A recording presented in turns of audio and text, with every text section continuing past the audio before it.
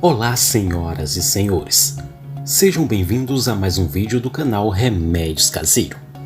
No vídeo de hoje vamos te passar uma receita que vai limpar seus pulmões, aliviar a tosse seca, o catarro e a gripe forte.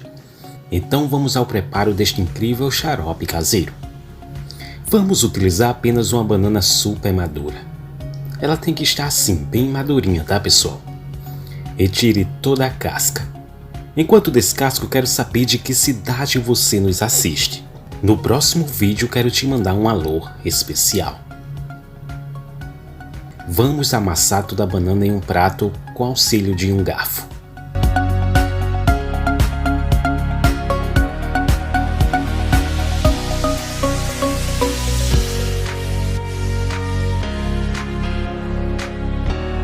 Agora vamos adicionar a banana machucada em uma xícara.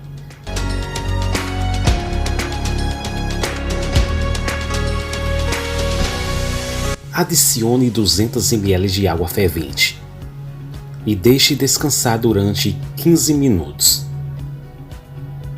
Passados 15 minutinhos, tampe a xícara e aguarde.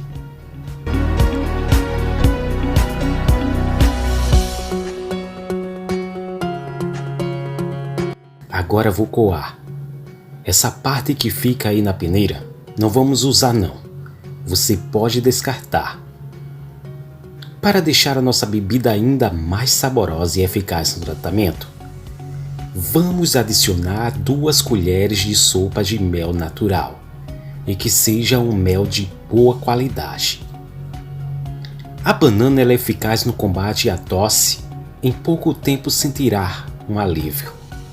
A banana é rica em vitamina B6, vitamina C, potássio, ferro e fibras solúveis. Tome esta bebida 2 vezes ao dia, pela manhã e à noite. Isso vai limpar seus pulmões, curar a tosse seca, bronquite e gripes pesadas.